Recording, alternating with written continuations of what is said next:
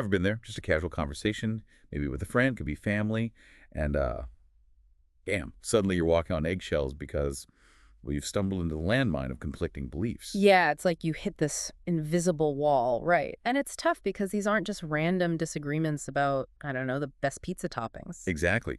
These disagreements cut deep because it's about our values, those deeply held beliefs that shape how we see the world and how we see ourselves. Absolutely. And that's what makes it so tricky to navigate, right? Because when those beliefs clash with someone we're close to, it can feel like a personal attack, even if it's not intended that way. So today we're doing a deep dive into this whole minefield of conflicting beliefs within families and friendships. We've been digging into some recent research on this, and let me tell you, it gets interesting. Oh, yeah, there's a lot to unpack here. For starters, let's define what we mean by conflicting beliefs. Right, because it's not just about disagreeing on what to have for dinner, is it? No, not at all. It goes way deeper than that. We're talking about fundamental differences in values, morals, political views, religious beliefs, even things like parenting styles or approaches to health and well-being. It's the stuff that really matters to us. And these clashes can pop up anywhere, right? I mean, we see it all the time in the news, on social media, but it gets really real, really fast when it's happening within our own families or circle of friends. Absolutely. And I think that's why it's so important to talk about. Because when these conflicts arise, it's not just about the issue itself. It triggers a whole cascade of emotions, right? Oh, totally. Like, think about it. Politics. Just say the word and watch the temperature in the room go up 10 degrees. Mm. Or religion.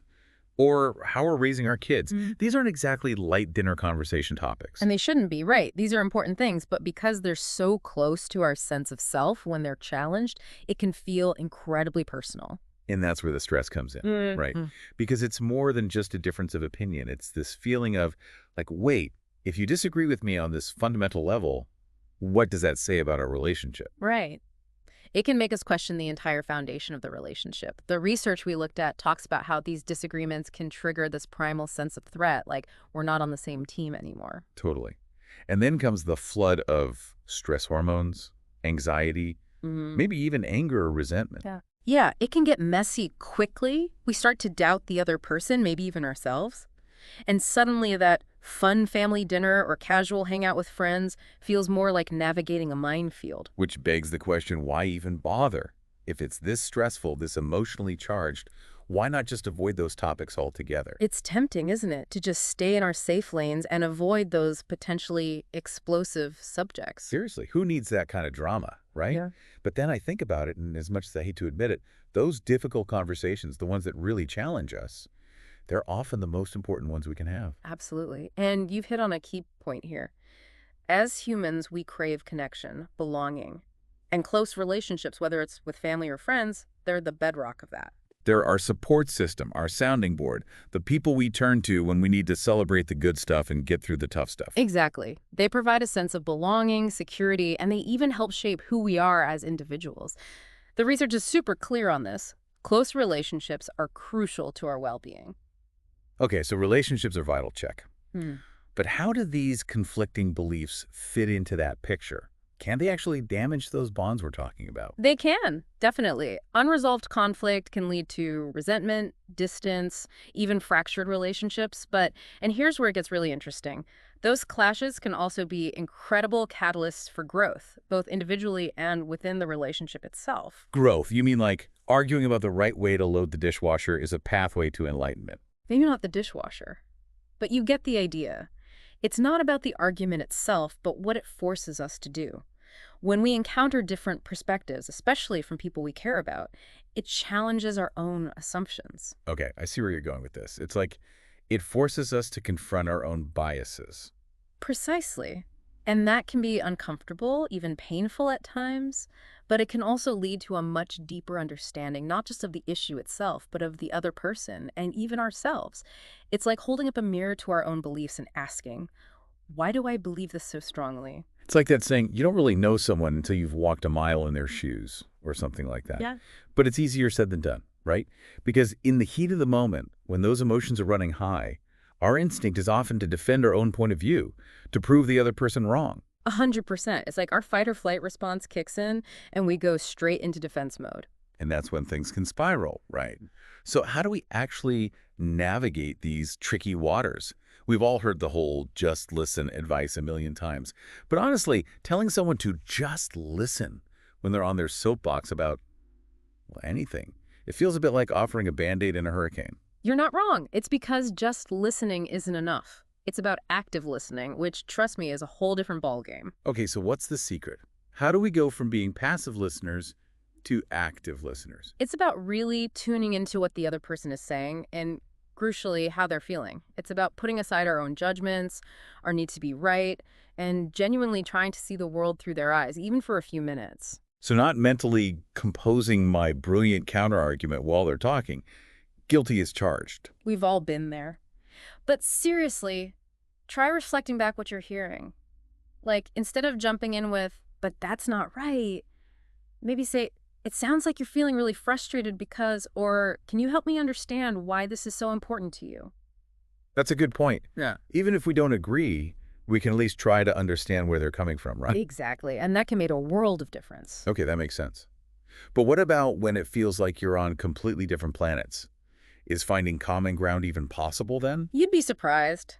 It might not be agreement on the issue itself, but there are often shared values underneath it all. Okay, give me an example. So let's say you and a friend have completely opposite views on, say, climate change, but maybe you both agree that it's important to protect the environment for future generations, or that we should be responsible stewards of the planet. Right, I get it. It's about finding that underlying common ground, even if the way you get there is different. Precisely. And sometimes just highlighting those shared values can help bridge the divide. It's like reminding each other, hey, we're not so different after all. We both want the same thing, even if our approach is different. That's a good strategy. But sometimes, even with the best intentions, things can still get heated, right?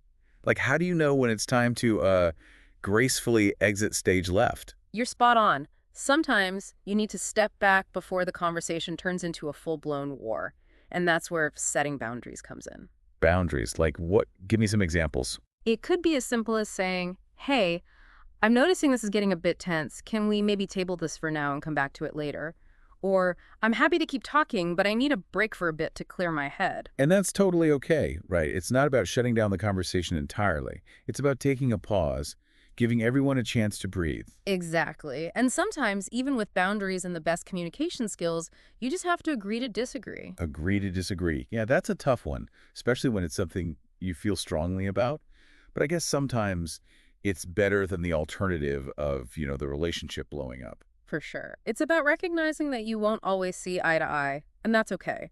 It's about choosing to prioritize the relationship over winning the argument. So it's about choosing your battles, knowing when to stand your ground and when to let it go. Absolutely. And sometimes it can be helpful to bring in reinforcements. Reinforcement. You mean like calling in my mom to mediate a fight with my brother? Been there, done that. Well, maybe not always, Mom.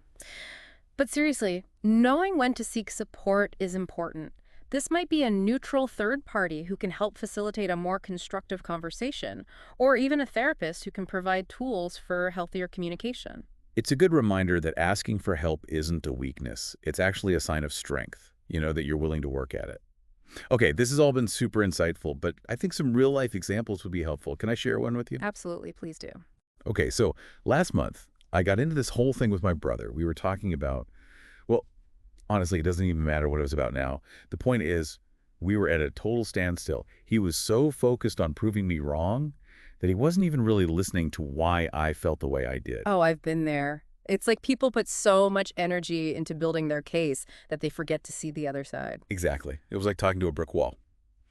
Anyway, at some point, I just stopped trying to argue back, and instead, I just asked him about his concerns. Like, genuinely asked and listened. How did that go? It was actually amazing. It completely shifted the energy. He actually started to hear me, and we were able to find some common ground, even though we still didn't agree on everything. That's so great to hear. It really shows the power of shifting our approach, of genuinely trying to understand where the other person is coming from.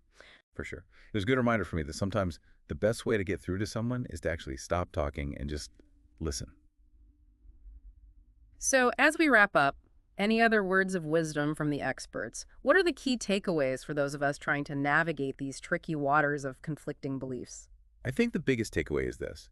Navigating these situations isn't about winning arguments. It's about understanding, empathy, and choosing to prioritize the relationship even when it's hard. It's about remembering that it's okay to agree to disagree, and sometimes stepping back is the healthiest choice for everyone involved.